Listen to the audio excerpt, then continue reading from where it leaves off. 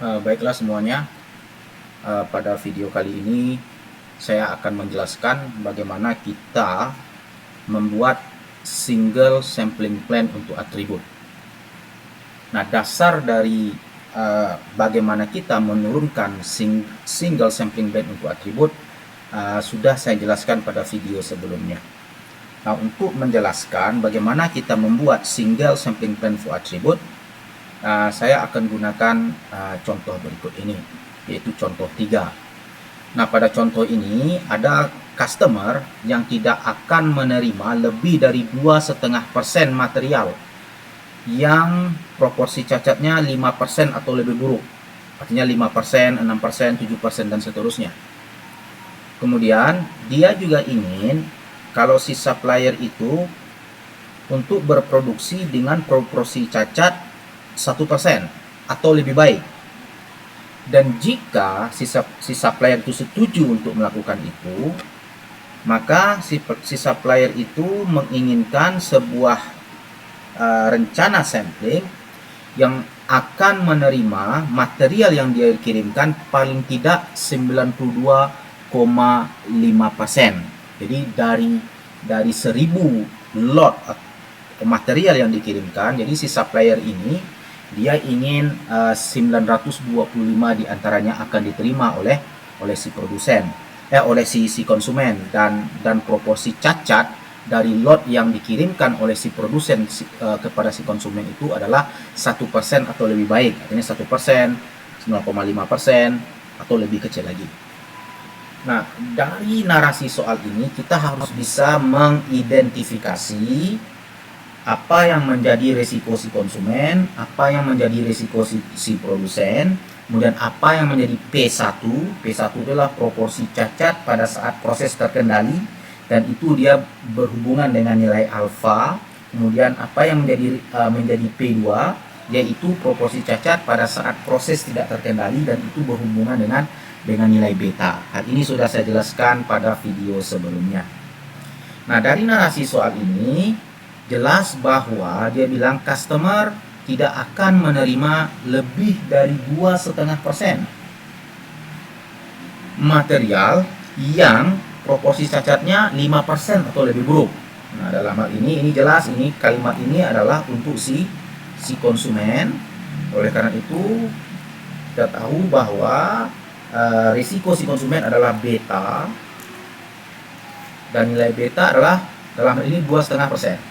Karena si konsumen itu tidak ingin menerima lebih dari 2,5% material yang proporsi cacatnya 5% atau lebih buruk. Jadi betanya adalah 2,5%. Nah, berapa proporsi cacatnya untuk material yang dia tidak ingin menerima lebih dari 2,5%? Itu 5% atau lebih buruk. Dan oleh karena itu ini adalah nilai P2 karena dia berhubungan dengan beta. Nilai P2-nya adalah 5%, 5/100. Kemudian di sini kita lihat.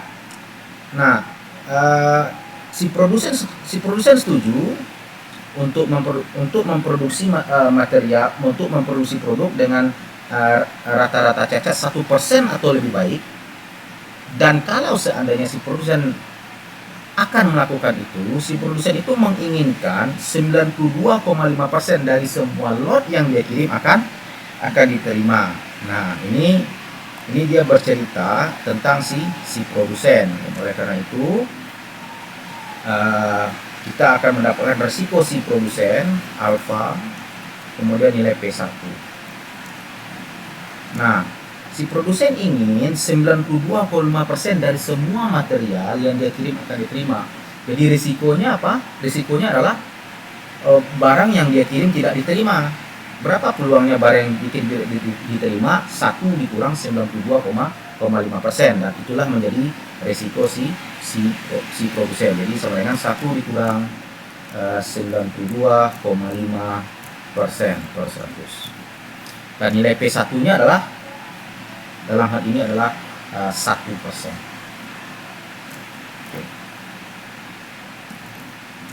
Nah, ini semua parameter yang sudah kita miliki untuk merancang single sampling plan untuk atribut. Nah, lihat, kita akan menggunakan tabel untuk membuat single sampling plan untuk atribut. Saya akan kembali ke slide. Ini adalah tabel yang saya ambilkan dari buku. Kalau bisa kita perbesar. Lihat, tabel ini dibuat untuk nilai alfa sama dengan 0,05 dan nilai beta 0,1. Nah, ini adalah nilai NP1, karena ini 0,95, berarti 1 kurang 0,95 adalah 0,05, yaitu nilai alfa. Jadi ini adalah nilai NP1. Kenapa NP1? Karena P1 itu berhubungan dengan alfa. Dan ini adalah nilai NP2, karena nilai betanya adalah 0,1, berarti angka-angka yang ada di kolom ini dia berhubungan dengan si beta atau risiko si konsumen. Tapi ingat, untuk persoalan kita nilai betanya 0,025 dan nilai alfanya 0,075. Jadi tabel ini tidak bisa kita pakai. Nah, kita harus memakai tabel untuk nilai beta 0,025 dan nilai alfa 0,075. Nah, tabel itu sudah saya siapkan. Ini dia. Nah, bagaimana tabel ini kita buat? Saya sudah jelaskan sebelumnya, pada video sebelumnya, bagaimana kita membuat tabel ini dengan menggunakan rumus umum untuk menghitung nilai PA untuk single sampling plan untuk atribut. Oke, kita lihat ini adalah tabel untuk alfa sama dengan 0,075 dan beta sama dengan 0,025. Nah, langkah pertama yang kita lakukan, step 1 yang harus kita lakukan, kita harus menghitung rasio antara NP1 dan NP2. Lihat di sini, rasio antara NP2 dan NP1. Lihat di sini, NP2 bagi NP1 untuk persoalan kita. Jadi NP2 per NP1. Nah, nilai NP2 bagi NP1, N kita coret, berarti ini sama saja dengan nilai P2 per P1. Dan untuk kasus ini, nilai P2 per P1 adalah P2 dibagi P1 dan nilainya adalah 5. Nah, kita tahu nilai NP2 per NP1 untuk persoalan ini adalah 5. Kita kembali ke tabel. Kita lihat tabel. Pada bagian ujung dari tabel ini ada nilai NP2 dibagi NP1. Nah, 5 itu berada antara 4,6 dan 5,5. Jadi nilai 5 itu berada antara C sama dengan 3 dan C sama dengan 4. Oke, jadi step 2 kita adalah lihat tabel. Oke, dari tabel kita tahu tadi nilai P2 per P1 atau NP2 per NP1 sama dengan 5 itu ada di antara C sama dengan 3 dan C sama dengan 4. Itu langkah 2. Dan langkah 3, kita buat plan. Sekarang kita mulai dari untuk C sama dengan 3. Kita mulai dari C sama dengan 3 terlebih dahulu. Untuk C sama dengan 3, kita kembali ke tabel. Nilai NP1 adalah 1,571982. Oke. Jadi nilai NP1 sama dengan 1,5719. Oke. Dan nilai NP2 adalah untuk C sama dengan 3, nilai NP2 8,76 8,7672 soalnya 8,767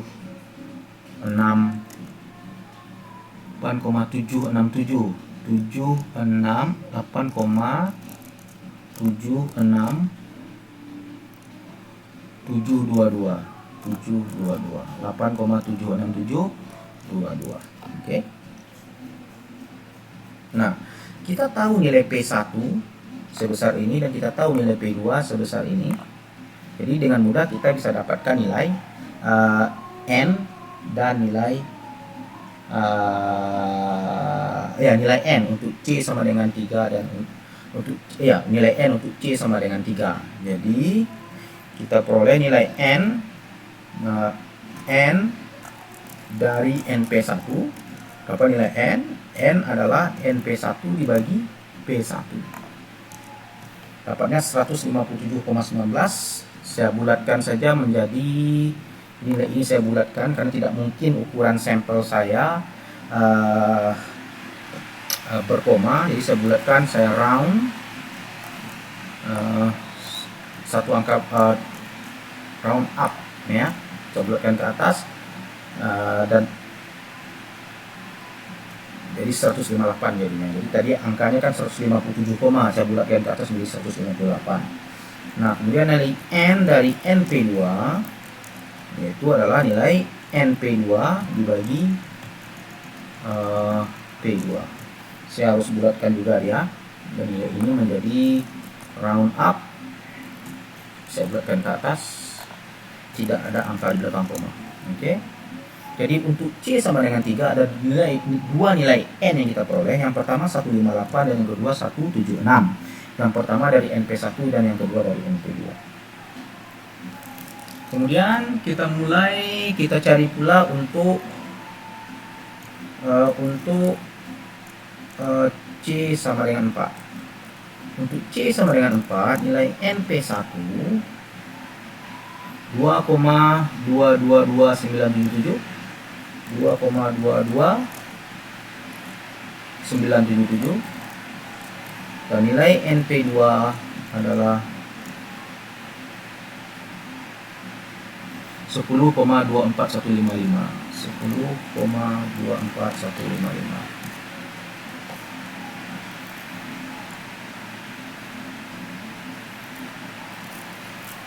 Dan oleh karena itu nilai n dari NP1 itu adalah 2,22 dibagi P1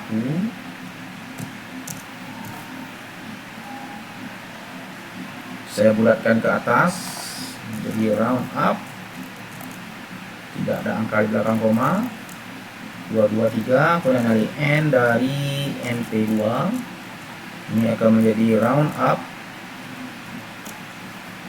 nilai NP2 dibagi P2 dan tidak ada angka di belakang koma. Oke.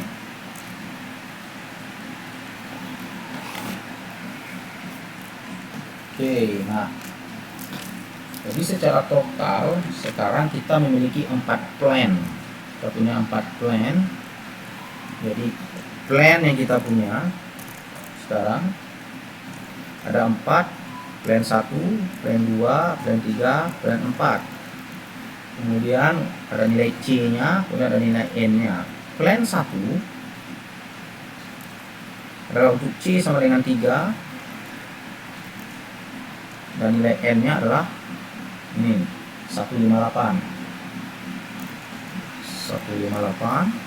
Kemudian nilai untuk plan yang kedua, nilai C juga sama dengan 3 dan nilai N-nya adalah 176. Kemudian plan ketiga C sama dengan 4, N-nya adalah 223. Kemudian plan yang keempat C-nya juga sama dengan 4 dan nilai N-nya adalah 205. Nah, pertanyaan sekarang, saya punya 4 plan. Plan mana yang harus saya pilih?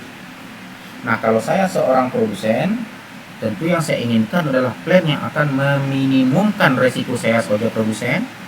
Dan kalau saya sebagai seorang konsumen, plan yang akan saya pilih adalah plan yang akan meminimumkan resiko saya sebagai seorang konsumen.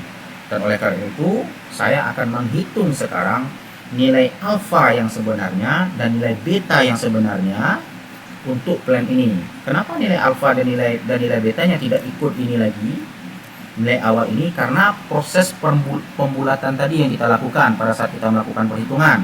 Lihat, 158 ini awalnya adalah 157, sekian. Ini kita bulatkan menjadi 158. 176 ini awalnya adalah 175, sekian. Ini kita bulatkan menjadi 176. Dan oleh karena itu nilai alfa dan betanya sudah bergeser. Dia tidak lagi 0,025 betanya dan alfanya tidak lagi 0,075. Oke. Nah, sekarang kita hitung dari plan ini nilai alfa yang sebenarnya saya tulis itu sebagai nilai alfa aksen dan nilai beta aksen. Jadi nilai alfa setelah pembulatan yaitu alfa aksen, dan beta aksen adalah nilai beta setelah pembulatan. Nah, bagaimana kita menghitung nilai alfa aksen dan nilai beta aksen? Kita akan gunakan OSI function dari single sampling plan untuk atribut ini.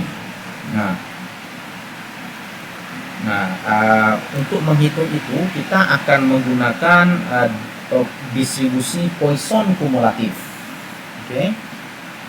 Nah, lihat plan yang pertama, C sama dengan 3, N sama dengan 158. Oke.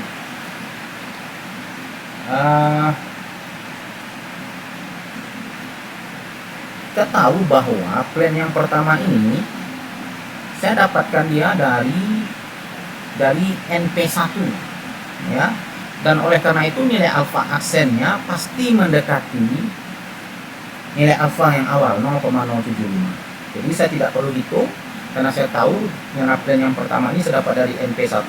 Oleh karena itu nilai alfa aksennya pasti mendekati nilai alfa yang di awal yaitu 0,075. Jadi saya akan tulis saja langsung 0,075. Tapi saya harus hitung nilai beta aksennya karena dia berasal dari NP1. Nah, bagaimana cara menghitung beta aksen? Beta aksen itu adalah beta aksen itu sama dengan PA dari P2. Oke. Nah, PA P2 itu dihitung dengan menggunakan distribusi Poisson kumulatif. Jadi saya tulis dengan capital P, artinya adalah peluang kumulatif distribusi Poisson dari nilai C-nya yaitu 3, kemudian dengan rata-rata adalah nilai NP2 karena beta ini berhubungan dengan P2. Jadi ini sama dengan berapa nilai N nya? Nilai N nya adalah 158, kemudian saya harus kali dengan P2 di mana nilai P2 sebesar 0,05. Nah, kalian harus melihat tabel Poisson, tapi karena kita menggunakan Excel, kita bisa hitung langsung. Berarti nilai beta aksennya adalah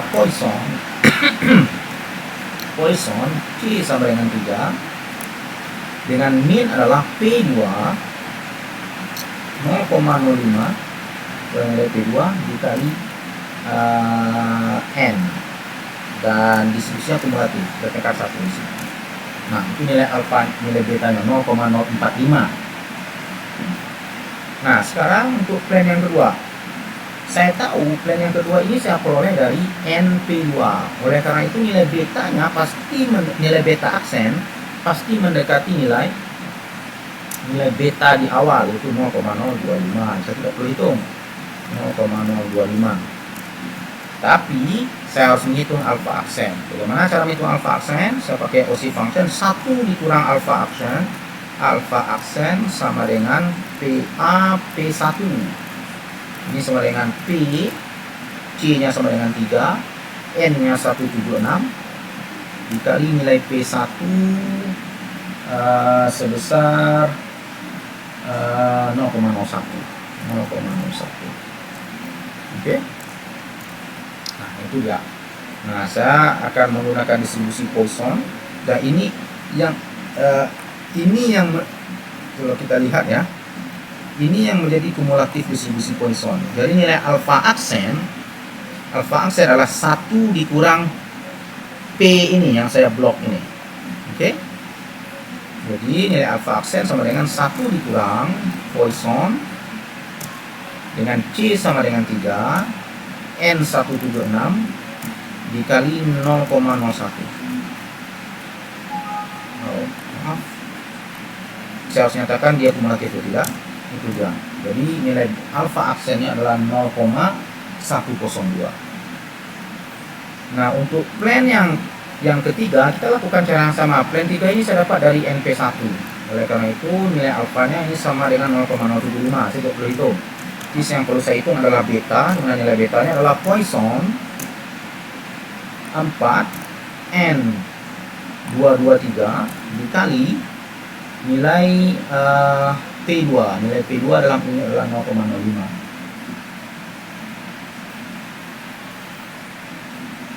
0,05 kumulatif. Nilainya adalah 0,014. Kemudian plan 4 saya dapat dia dari NP2, berarti nilai ini sama dengan 0,025. Tidak perlu saya hitung, yang perlu saya hitung adalah nilai alpha aksen 1 dikurang Poisson 4 N205 dikali P1 sebesar 0,01 kumulatif.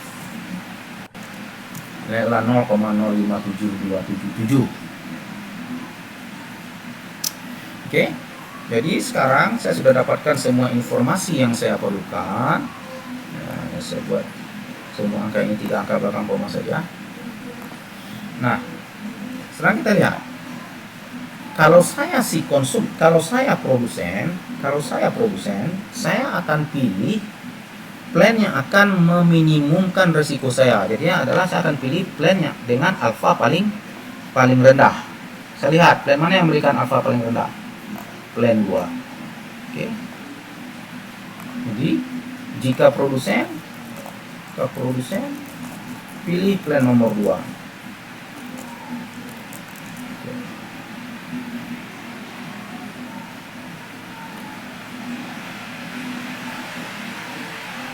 Oh maaf, bukan plan nomor 2 itu bukan paling kecil. Yang paling kecil itu nilai alfa aksennya adalah plan nomor 1. Oh, plan nomor 4. Ini paling kecil. Oke.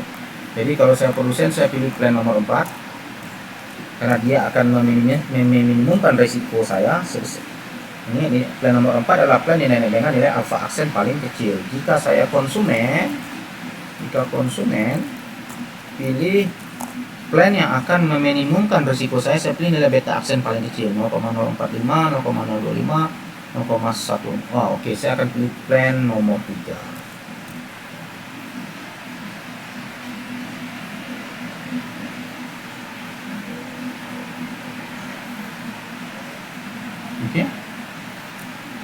Oke, jadi ini adalah untuk si konsumen.